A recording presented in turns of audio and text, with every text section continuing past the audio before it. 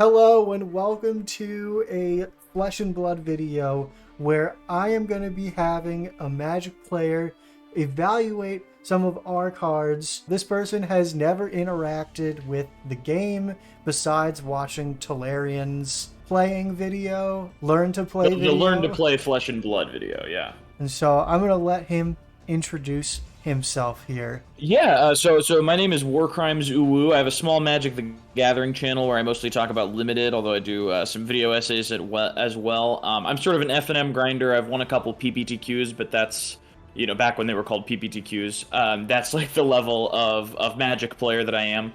I day two to Pokemon Nationals as well, so I have a lot of experience with that game. I'm sort of like I'm really into TCGs, very into Magic, obviously. I have a YouTube channel, again, you can find that at Warcrimes Uwu, but I never really got Flesh and Blood, I never really got into it, so I'm curious to see if my card evaluation skills will transfer over to that game when the system works so much differently. So a couple big things I noticed about Flesh and Blood cards right off the bat is like you can play more copies of a card if it has a different pitch cost, which is really interesting because it feels like sort of like if you're playing Magic, like would I play 4 more copies of this card if it costs an additional mana? Like the whole mechanic of pitch costs, like paying for stuff. Like you got to evaluate a 3 cost differently than a 1 cost, obviously, but you got to evaluate like 1 cost cards as like your heavy hitters. These are the cards you're really planning to play, and then the more niche cards, like maybe in Magic, what would be artifact or enchantment removal, stuff that you're not going to need every game, would be like your 3-pitch cards, because you're usually wanting to pitch them, but they're available for when their niche is sort of in demand. So that, and then also like card advantage being approached from a completely different angle because your hand gets refilled every turn. So my prediction is that like cards that provide card advantage are not going to be as powerful as they are in like Magic or Yu-Gi-Oh! Maybe closer to Pokemon, where you can maybe freewheel every turn. The other thing I know about Flesh and Blood is that it has a weird banning system where, like, if a card does well enough, gets enough points, it gets banned automatically. So hit me with my first hero. All right, so here's the first hero. So I'm going to give you a hero card and their signature spell, essentially. So go ahead and read it out loud, and it'll make more sense. Read the hero first. Okay, Phi Rising Rebellion is the hero. He's a Draconic Ninja hero, so right off the bat, I'm assuming that means you can include both Draconic cards and Ninja cards? Yeah. You may start the game with a Phoenix Flame in your graveyard. Okay. Once per turn instant, you can pitch a 3, return a Phoenix Flame from your graveyard to your hand. It costs 1 less for each Draconic Chain Link you control. So what's a Draconic Chain Link? Is that like another card that you can control? No, so do you know how each attack is a chain link in the combat chain? Oh, okay, cool. So basically for each Draconic thing on the stack. Yeah, so if you have Okay. played 3 Draconic attacks, then you can do it for free, yeah. Then you could do it for free. And just to be clear, you can pitch 3 reds to make 3 resources. You don't have to pitch it blue. Oh, sure, yeah, but you would feel awful to do that, I imagine. Exactly, yeah. Especially yeah. because your 1s are like the things you're really trying to play, because they're 1. Yeah. So I wouldn't even want to consider doing that. Gotcha. So, yeah, so you can do it for free if you've got 3 Draconics on the stack, essentially, right? 4 Intellect and 40 Health is pretty normal. Super average. It's very, very normal, very average. Okay, so I'm thinking, now I've got to read, I'm assuming the other card you showed me. The other card is the Phoenix Flame. It's in your graveyard. If you control 2 or more Draconic Chain Links, it gets +1 attack and go again. So this is essentially free. Like, it's essentially, it doesn't cost your turn to do. And this guy gets it back. So immediately the playstyle I'm imagining for this character is similar to Storm in Magic the Gathering, which is where, are you familiar with Storm, Mike? I am a little bit, but maybe some of the Flesh and Blood hardcores do not. Yeah, so it's 1 damage to any target, and then it's got Storm, which means you copy it for each spell you've cast before it this turn. Right, so what Storm decks are trying to do is play spells that draw cards and spells that make more mana, so that you're not really like doing anything, you're just spinning your wheels until you've cast enough spells in the turn that Grape Shot kills your opponent. So what I'm thinking that this guy does, right, is you've got a bunch of stuff on the stack, so you can use this instant ability for free, get that Phoenix Flame back to your hand, play it, get 1 extra damage in, and go again and start spinning your wheels again. I'm imagining this guy taking longer turns than the average hero. So I guess this card, I don't want to make a definitive stance because this kind of card feels like it lives or dies by the other cards around it in the environment. And so what I'm thinking is This guy is very gimmicky, right? He really relies on this specific play style. I don't know if starting with the Phoenix Flame in your graveyard does anything other than letting you get it back with him. I know like a lot of Magic decks, if you could start with a particular card in your graveyard, would be insane. Same with Yu-Gi-Oh, obviously. I mean, the card that just lets you spend a card from your hand to send a monster to the graveyard's limited to 1. So I think this guy is very gimmicky. And it really feels like, if his gimmick is strong, then he's busted. If his gimmick is bad, he's awful. I don't know how much good Draconic cards there are, right? The overall quality of Draconic cards. Do you want me to give you a little bit of context for that? No. Okay. I don't. I'm gonna say this guy is bad. Right.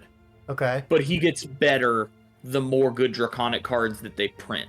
I'm gonna say this guy is bad right now. But he has the potential to get better with every Draconic card that they print. So he's a guy to watch out for. That's my take. That's my final answer. Do you want to give like a letter grade or 5 out of 5 stars? Okay. Out of 5 stars, I think he's a 1 right now. He's ass because there's not enough good Draconic cards, and then once they print a few more good ones, he will have a combo that you just can't really answer. What if I told you that Fi is extremely good, and he is the hero that won Worlds? That also wouldn't surprise me, because I don't know anything else about the game around him, right? So if there's a bunch of good Draconic cards, you can just keep returning that Phoenix Flame and just popping off. So yeah, I believe that. Yeah, he was a sleeper in the build-up to Worlds. No one was really talking about him. But because of a ban of a different hero named Lexi, that just would overpower him, and ninjas don't block very well, so he just got overpowered. Plus there's been a extreme spike in the other Draconic hero, Dromai. He counters Dromai, and she was getting a lot of play, and he can aggro down the other most popular deck at Worlds, which is Icelander, with enough skill. So this is an aggro card, not like a combo card? Yeah, so he... Okay, so I was wrong about the playstyle, too. Yeah, he wants to make, like, 6 chain links in a turn. He does, like, 2 for 0, 3 for 1, 3 for 1, 2 for 0, Phoenix Flame for 1, swings with his sword, a huge Draconic swing to end his turn, and you just can't so that block is kind of that like much. Storm. Yeah, no, it is like Storm. Okay. And the fact that you're just trying to keep your wheels moving. And sometimes you even, just to get the Draconic chain link started, you'll just play Phoenix Flame for 0. That's how important it is to build like 4 or 5 Draconic chain links. Now, do you get 59 cards in your deck? Like, does the Phoenix Flame that starts in your graveyard come out of your deck? Yes. Okay, so you get to play 59 cards in your deck, and deck thinning is deck winning. I would like to change my rate to a 5 out of 5, actually. He is a 5 out of 5. We'll see. Okay. Well, okay, so give me a little credit, because the thing I predicted where, like, he wasn't good until, like, the right support cards came out was kind of true. It just already happened. Yeah, I got my thumbnail right there. Fi bad, according to Magic Player. So huge L for me on that one. Let's do the next hero. Huge L. This looks like a Hearthstone card. His art. He does. Everything about Guardians are big attack values, big block values, and big mana costs, with a little bit of mana cheat to help with those big costs, but they don't really go again. All I need to know to evaluate this card is what Dominate means. So Dominate is a keyword that if an attack has Dominate or is dominated, you can only block with 1 card from your hand. Bravo, star of the show. Okay, Elemental Guardian hero, Essence of Earth, Ice, and Lightning. You can have Earth, Ice, and Lightning cards in your deck. I'm assuming that just opens up a ton of possibilities in terms of, like, it just lets you play more cards than you'd normally be allowed to play. Now, 4 intellect and 40 health is normal. Yep. Okay, so I'm not really evaluating that as much. At the start of your turn, you can reveal an Earth, Ice, and Lightning card from your hand. If you do, the next attack action card with cost 3 or greater you play this turn gains +2 attack, Dominate, and go again. So you get to just, like, that's an insane thing to do. I think the value of this card is going to be dependent on whether you can do that every turn. Because if you're doing that every turn, you're going to win the game. It feels like to me, right? You're limiting your opponent's defensive options. You're taking another turn, basically. Well, you're not taking another turn because you don't get to draw up when you go again, right? You just get to do another action. Yeah, that just gives you the action point to keep your turn going. Okay, but you draw up at the beginning of every actual turn, right? Not yeah. So I feel like it's not going to be that hard to reveal all of those things and then pitch them to do a big attack. I think that's going to happen consistently. That just feels like a really powerful ability, and there doesn't seem to be a catch. The essence of Earth, Light, Ice, and Lightning, you know, that strikes me as like, you know, most characters, the last character, it's like Draconic Ninja, so like those are the two kinds of cards you can play. Yeah. And so this guy's got Guardian, Earth, Ice, and Lightning. That's immediately two more kinds of cards than you can play than the last guy we looked at. I'm gonna say 4. I think this guy's pretty great. I'm gonna stake my claim that Bravo is kind of an all-star. That is a very, very good evaluation. If you would have said shit.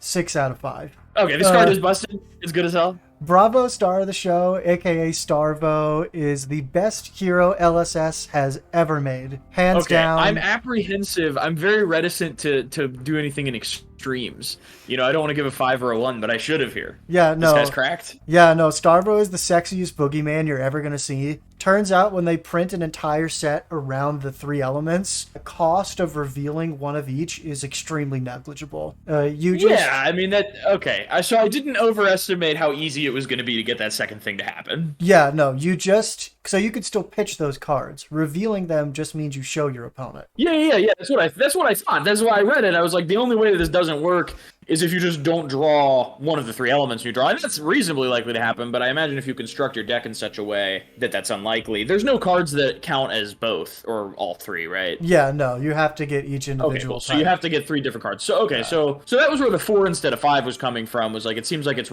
might be relatively easy to whiff on this. It was extremely But the effect negligible. is powerful enough that you deal with the chance of whiffing. Yeah. Because if you whiff, then it's fine. You just pitch those cards and you swing a big attack. Or if you whiff, you block and swing your hammer, which is your weapon. When you hit, you reveal all 3 of those, pitch your whole hand and do like a 14 dominate because you get the +2 and you go again. And 1 block is not going to meaningfully be able to answer that. Exactly. Okay, so I'm 1 for 1. You are 1 for 1. And I like that. Yeah. And so, you know how we talked about the LL system, like it may take a while to get 1,000 points. He got them immediately, or did he get banned without getting LL? He LL'd in like 8 months. That's short. Yeah, Lexi is from the same set as him, and she just LL'd recently. It was extremely difficult to play against. He has the record for fastest LL, and all of the Earth, Ice, and Lightning cards have their own bonuses. Like Earth makes stuff more powerful. Lightning gives stuff go again. Ice has disruption, so it's just like, let me throw a 14 attack at you, and also in the off turns where I don't throw a 14 attack at you, I'm gonna do a bunch of disruption with my ice cards. Like it was insane. Yeah, and you play those cards you play those cards in the off turns, and then you get new cards, which is a new chance to activate his ability. Oh yeah. Yeah. Okay. Yeah. I mean, I'm glad I was right about this one, because that did seem. I was worried it was a trap because it seemed so good. Yeah. But I'm glad it's not a trap. Let me know if you got it. Drakai of Aether. So we've got a wizard hero, 430. Yeah. So 30 health. That is like 15 health in magic, right? That's you're immediately looking at a quarter of your life lost. And I'm gonna assume in this game, because card advantage is less important since you refresh every turn, that having less health actually matters more than it would matter in Magic, because you're focused less on board state, so to speak, and less on card advantage, right? Since everything is a little more fluid in terms of resource exchange. So that's my inkling. Don't tell me if I'm right. Wizard hero, I'm seeing immediately that you can only play 1 type of card, and it's wizard. You know, he doesn't have like any element or like draconic or whatever. Yeah, for clarification, you can play generics in all of these as well. Oh, sure, yeah. But like he only playing him only gives you 1 type of card available. Okay, so as an instant, you can pitch 3. Look at the top card of your deck. If it's a non-attack action card, you may banish it. If you do, you may play it this turn as though it were an instant. So in Magic, there's, you know, in red, there's impulse draw, right? Exile the top card of your library, you can play it this turn. Now this guy lets you play the card as though it were an instant. Now, since it doesn't say you don't have to pay the cost, I'm assuming you still have to pay the cost of the card. Yeah. You still have to play it as though you were playing it. So the 30 health is rough, but I'm imagining that's to balance out what feels like a very powerful ability. And the reason I'm saying the ability feels very powerful is because it essentially, lets you cycle a 3-pitch card literally whenever you want, right?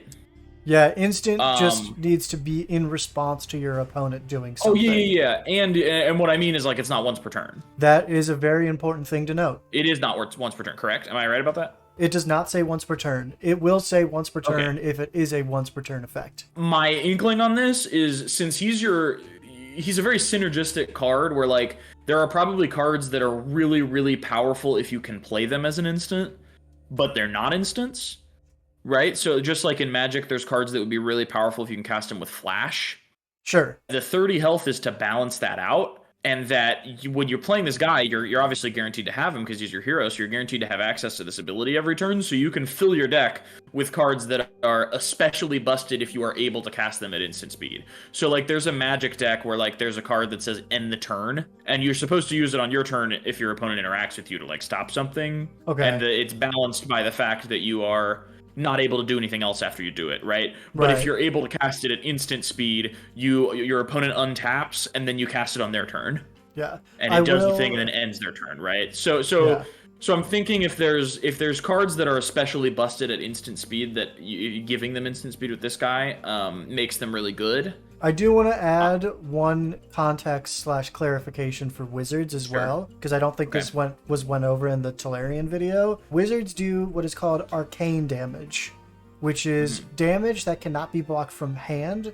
You have to have a equipment or cards that either prevent damage or have something called arcane barrier, which you can pitch into the arcane barrier to prevent one arcane damage. And you can pitch into those arcane barriers once per instance of arcane damage. That's another boon to this hero. I think I'm gonna say that because this game uses resources so differently from other games, card advantage doesn't matter barely at all because you refresh every turn, I think.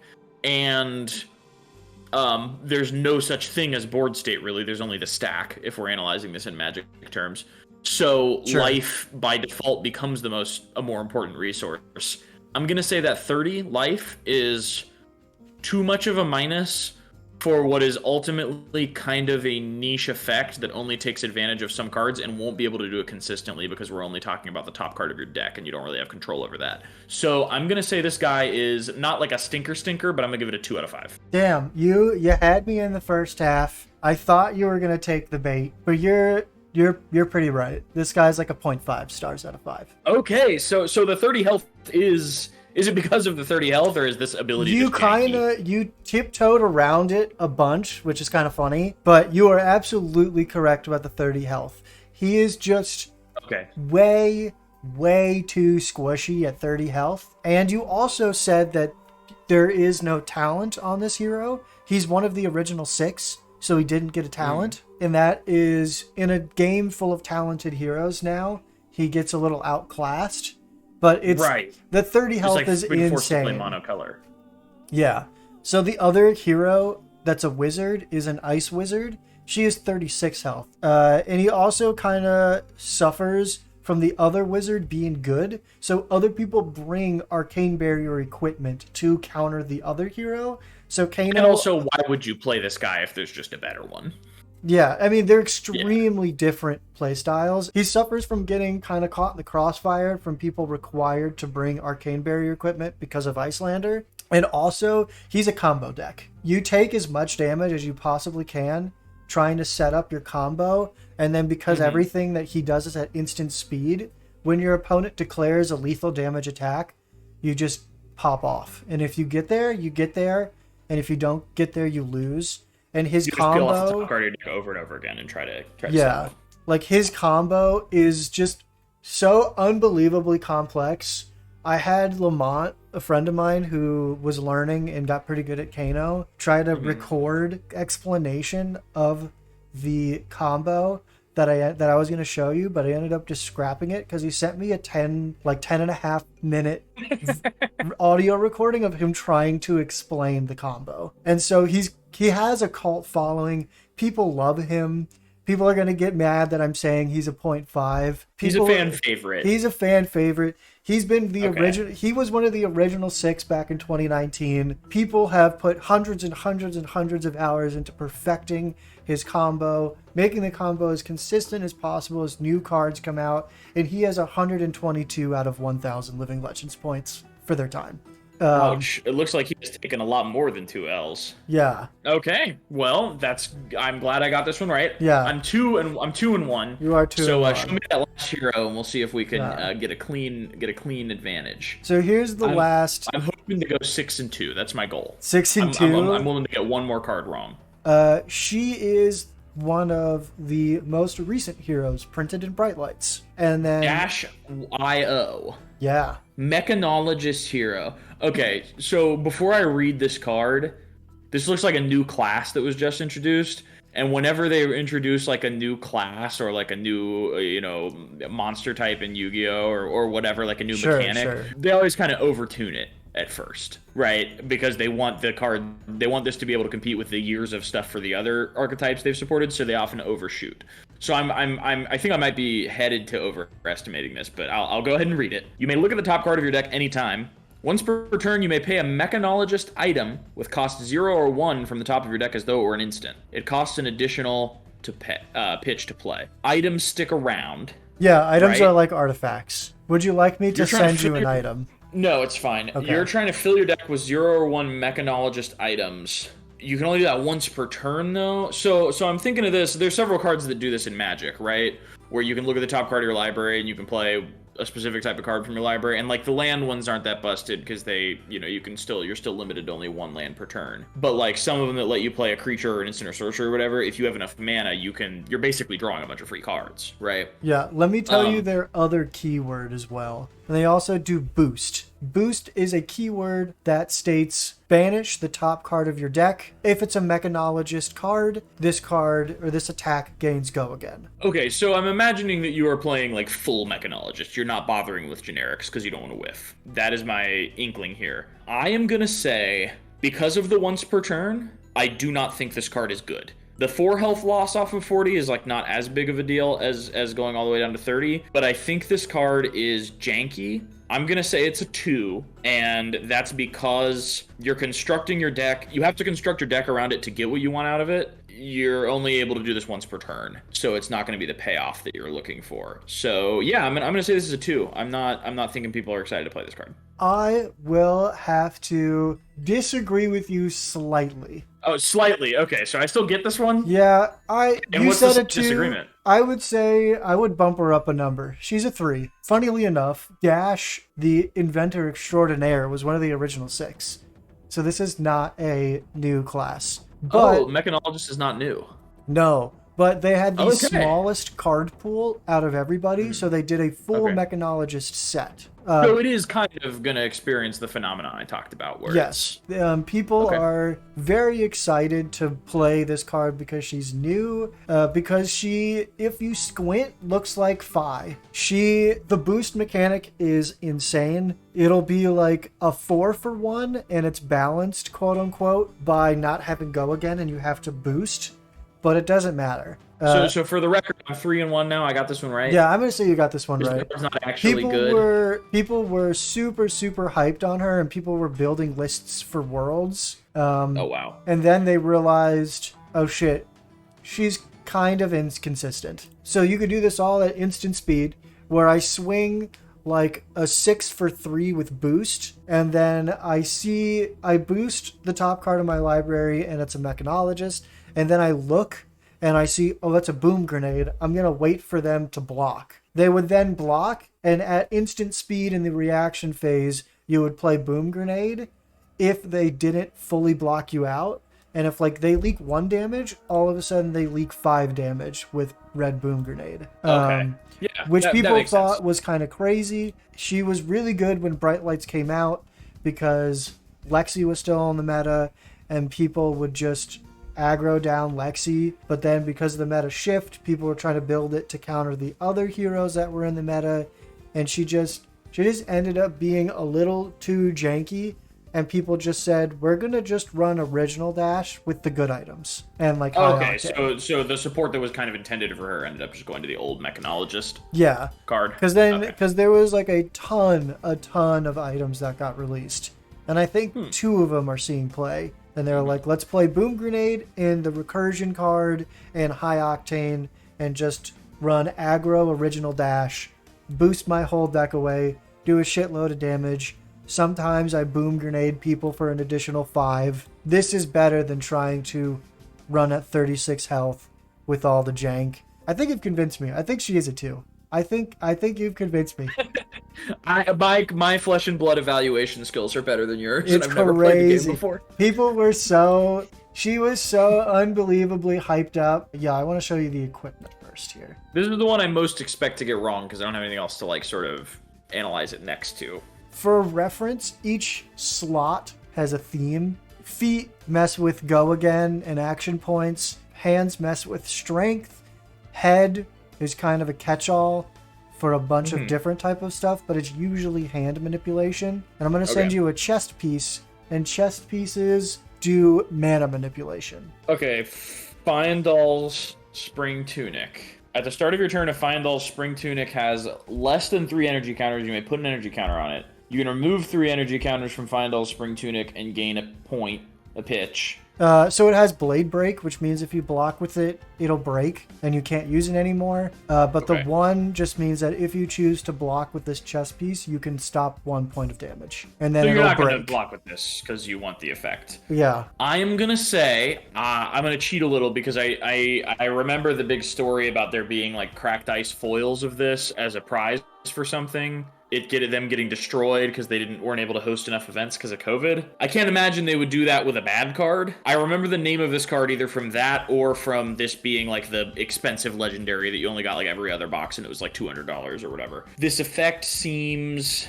I mean, I don't know how much of a role your equipments are supposed to play. Like, if they're supposed to be a tiny buff, then getting to choose this one seems pretty powerful. But if like your equipments are able to do more... I can't really analyze this because I don't know I don't know any other equipments. Like, I can't compare it to just the equipment that would come in like a starter deck or something. Yeah, do you want me But to give you a because little context for No, equipment? I'm not supposed to have that. Okay. Because I remember that story, I'm gonna say that this is a 5. But or it could be the opposite thing. So Pokemon Worlds used to give out Tropical Beach, but it was legal in standard, and the only way to get it was playing in Worlds, and it was actually good. So once it rotated, they started giving out Champions Festival instead because it was bad. So they wanted to give out a unique card for playing in Worlds, but they didn't want it to be good in Standard and have people feel like they had to buy them. Okay. So this might be gotcha. that kind of thing where like it's commemorative. So they specifically chose a bad card so that people wouldn't need to buy them if it was a unique card only given out for that. I'm gonna say this card's a 5 though, because I don't think it would have stirred up as much ruckus among the card game community. Because I don't play Flesh and Blood, and I heard about it. So Yeah, I'm gonna say this yeah, card's a yeah. 5. No, you're absolutely correct. You're right on the money. Okay. This Cool, is good. this is the best generic chess piece in the game. And it's still legal. Yep. It's been reprinted 4 times, and the price of it is finally getting to a reasonable number. If you don't have a chess piece that is synergistic with your class's gameplay, you just run Tunic. And it's you didn't mention it, but I'm sure you acknowledged it. It's at instant speed. Yeah, that makes sense. Yeah. You can pay for an arcane barrier. You can pay for anything. You just get every 3 turns, and it doesn't go away. So if you don't use it, it'll just stay at 3 counters. Yeah, and you can if you have 6 counters on it, you can get 2. Yeah. Well, in it one can't turn. go above 3, but like just one free resource every 3 turns to do it can't go above 3. whatever. It does say that. Yeah. Like, to do whatever you want is insane. Whether or not you want to, like, pay for a defense reaction, it saves a card in your hand. You'll always have stuff to spend it on because you're drawing every turn, too. Like, that seems very good. One free resource is insane. You wouldn't think so, but it didn't seem that way. correct. But yeah, okay, all right. So I'm 4 for 1. Yeah. So give me the first item or action. Tome of Fyendal. Okay, it has the stink of Fyendal on it. So. Yeah. You know, I might over-evaluate it for that reason. So it's a generic action, so it can defend for 2. It pitches for 2, which means it's going to be better than the average card, right? So we've got... It costs 1. Draw 2 cards. If Tome of Fyendal is played from Arsenal, gain 1 health for each card in your hand. So that's basically if you set it down a turn before. Correct. Immediately, what I'm thinking is you pitch 1 to cast this, and you draw 2 cards. Oh, this takes your action, though, correct? Yeah. You can't attack if you do this? Yeah, it is a generic action, so it will take your action point. Okay, then it's garbage. It's garbage. If you can't attack or do anything else the turn you do this, in a game where you're refreshing your draws every turn, like you're refilling your hand, a card that draws 2 cards and takes away your action, which is the most important thing, is garbage. This is a 1. This is dog shit. Damn, Easy. I thought I was going to trip you up with this. Woo! Goated. Pot of Greed, bad card. 0. I would give this card a 0. 0 out of 5 stars. That's why I'm the GOAT, bro. Let's go. Because at first I was analyzing it. If it doesn't cost your action, then it's insane. You'd put it in every deck because you pitch a card, draw 2 cards. You're going neutral on card advantage and probably up on cost because it's cost 1. But no. Then I realized, oh, you can't attack if you play this. You can't play any other actions. This is your turn. So no. I will not be fooled. Yeah, no, it doesn't have go again, which you absolutely nailed. This card has seen play exactly once, and it was when people were messing with Dash.io because you would stack action points and refill you would be your able to hand. take so many turns that this actually was free. It was like the perfect storm for Dash.io. You would stack action points, so it wouldn't use all of your action points. You get to draw 2 cards, and you can look at the top card in between each draw to see if you want to play an item at instant speed. And because you're trying to get through your deck to try to find those boom grenades, drawing cards was actually relevant. And it only costed 1, so you could pitch a blue, play it, draw 2 cards, maybe draw 3 cards essentially because you're going to play an item off the top. People were messing around with this to try to get middle of high octane turn reloads and to get through your deck to find more items. But I think people just started cutting it. So it had a niche case that earned it that 1. Yeah. But yeah. I was right about it being bad. Okay, all right, we are 5-1. You are 5-1. Okay, I'm goated at this. Show me another card. But here is the second to last card that I'm gonna show you. Command and Conquer. That guy looks like an asshole. He's a bit of a dick. Pitch 1, or pitch 2, or this pitches for 1 and costs 2. Correct. Defense reactions can't be played to Command and Conquer's Chain Link. If Command and Conquer hits a hero, destroy all cards in their arsenal. So that's basically, as far as this game is concerned, that's card advantage. That's what jumps out to me, right? And your opponent might be playing cards that have bonus effects if they're in their arsenal. So, that can be huge, right? They're maybe setting up for a big turn, and you can kind of take that away from them. This is a generic action, too, so this can go in any deck. Yeah. So, that immediately jumps out to me as, like, maybe this is a staple. The 1 cost jumps out to me, or this pitching for 1 jumps out to me because it means, like, this is probably a good card. Defense reactions can't be played, and 6 damage is a good amount. And then you can buff that. Like, let's say you're playing that Starvo guy you showed me. That's +2 on this. So I know that there are ways to augment this. Destroy all cards in their arsenal, and then the defend for 3 is not bad. I'm going to say this is a staple, unless your deck is trying to do something truly unfair. If you're just a fair deck that's trying to go blow for blow, you're probably playing 2 copies of this. However many copies you're allowed to in CC. Is it 3 or 4? 3 copies of a singular 3 color. Copies. So it only pitches for 1, obviously. Correct. And you can only play 3 copies. Yeah. And I think that's an effort to balance a very powerful card. So I'm going to call this because there might be decks that don't want it because they're not trying to do something as fair. I'm going to call it a 4, but I think this card looks excellent to me. That's kind of where my mind immediately goes. Damn. You were so close. What? You should have stuck with Staple. It is in literally every deck. It's a 5? Okay. This I feel card like I should do that. is... No, you do. Absolutely. I put the caveat that, like, there might be a deck doing something so unfair that it doesn't want this, even if it's powerful. The only the only 2 decks that do not run Command and Conquer are the Dash variants. That's exactly what I was thinking Icelander. It's like a combo deck that's trying to peel through your whole deck, so it wouldn't play this. Yeah. Okay, so I was spot on. But like all of your evaluation was spot on. And also one thing, not being able to play defense reactions comes into play because a lot of the times you arsenal a defense reaction. That's better than domination, right? So not being able to play with defense reactions and dominate are kind of in the same boat. Okay, because dominate means you can only play one card to defend, Yeah, and from defense hand. reactions are not the cards you play to defend; they're the effects you use when you defend. Yeah, basically. Yeah, okay, cool. Okay. We're on the same page then. Yeah. So that prevents them from using those cards in their arsenal before they destroy it. It's like Exactly. it's like using it would be like Mystical Space Typhoon blowing up a trap, except they can't activate that trap in response. Exactly. Cool. Okay, Exactly. all right. We put it in Yu-Gi-Oh terms so that the 5-year-olds in your audience can understand. True. And like, I cannot overstate how crazy this is. Just like, because you wouldn't even want to use this to block. You want to use it to blow up your opponent's arsenal. So you would think it would have a low block rating. So if you're in that bad situation, it's bad. But if you're in the situation where you have to block with this, it's also got you. Exactly. Yeah, that's insane. Yeah, it's crazy. It's a card advantage eater too. Like, either I'm gonna block with 2 cards from my hand, or I'm gonna take 6 and destroy my arsenal, or I don't care about my arsenal, so I block from a card from hand to not take 6 damage, because 6 damage is a lot, and they also destroy my arsenal. It eats cards for breakfast, lunch, and dinner, and it has no business blocking for 3 when you're in a tight spot and have to throw a command and conquer. So an experienced flesh and blood player who has spent the money they're supposed to be proficient in the game has a playset of these. Absolutely. And puts them in most decks. Almost every deck. Okay. Oh yeah. Okay. I'm gonna show you this is our last card here. Brandish. Okay, I wanted 6 and 2, so even if I get this wrong, it's fine. But we would love to go home 7 and 1. That would be crazy. You would get into top 8 with 7 and 1. Oh yeah.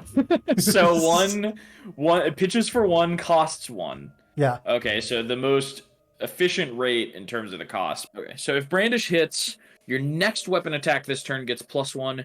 Go again. 3 attack. That's pretty modest, but defense for 2. That's fine. This has got to be good, in a game where you refill your hand every turn. This is just a little extra damage for free. It's a generic action.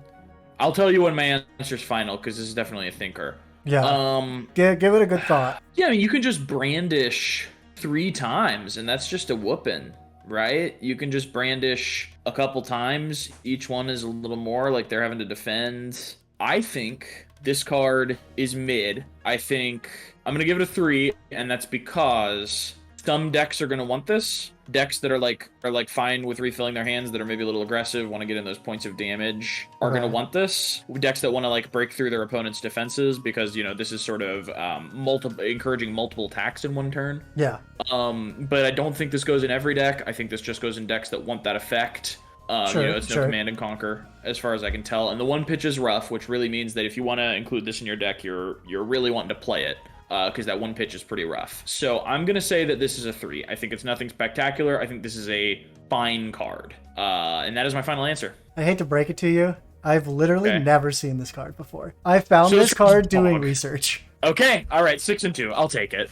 I'll take it. I feel bad because I think it's a bit of a knowledge gap. I mean, that's the point of these videos, right? There's using cards, status for content. Exactly. I'm just so good that I know that there are cards that cost 0 and swing for 4. It just isn't relevant. With go again? With go again? The good one has conditional go again. Brandish here is trying to reward you for hitting with smaller cards to make your weapon bigger. It's a 2 for 3. It costs itself, and you have to pitch another card. And your opponent, it usually will just take 1 card to block this. Because the difference between 0 and 1 is insane, because it's always a whole card. Yeah. The stuff that cares about weapon swings are more fatigue based. So you just want to chip damage in when you get a chance with your weapon, and they're mainly playing blues. In redliner decks that are more aggressive, you don't care about the weapon. Fi cares about his weapon for Draconic Chain Links, and if he pushes the 3 damage, that's cool. He just needs another Draconic Chain Link. So it just has an identity crisis of not blocking for a lot and not being a blue where the weapon matters more. It has an identity crisis, and because of that, it hasn't seen play. Okay, well then I'm happy to have gone 6 and 2. Yeah, I think got the important ones. Yeah, this is our evaluator. Yeah. Okay. Final question here. Does this make you want to try Flesh and Blood? If somebody sat down with 2 decks and just told me we want to play a game for fun, I would. I wouldn't have before this. I would not get into it, but if somebody sat down and was like, here's a Flesh and Blood starter deck, I've got a Flesh and Blood starter deck, I'm going to show you how to play, I would, for sure. Hell yeah. This game makes more sense to me now. Conceptually, it's very daunting when, like, you are the creature and your opponent is a creature, and you're doing combat, right? It's very different vibe than, like, you know, Magic or Yu-Gi-Oh! Or to an extent Pokemon, where you have this board state of creatures going at each other, right? Yeah. So, but I get it on a deeper level now. And if you have two Flesh and Blood decks next time we're together, I would definitely be down to jam some games. Hell yeah. We will absolutely do that. And next, if we do this again, I gotta pick more complicated like class cards because you kind of nailed it. Oh well, I'm the GOAT is the thing. I have years of experience evaluating cards, so. Oh yeah. Yeah. Your link is gonna be down in the description, so if they've made it this far, make sure to check out. Yeah, if you're a Magic player or curious about Magic, you know I do kind of in-depth limited reviews and a couple video essays. So feel free to give my channel a hit up. And thank you so much for having me, Mike. Yeah, no problem. Thank you for evaluating some Flesh and Blood cards with me. Yeah, it was a great time. If you haven't done so already, make sure to like and subscribe and check out my other Flesh and Blood content where I try dumb challenges with bad heroes.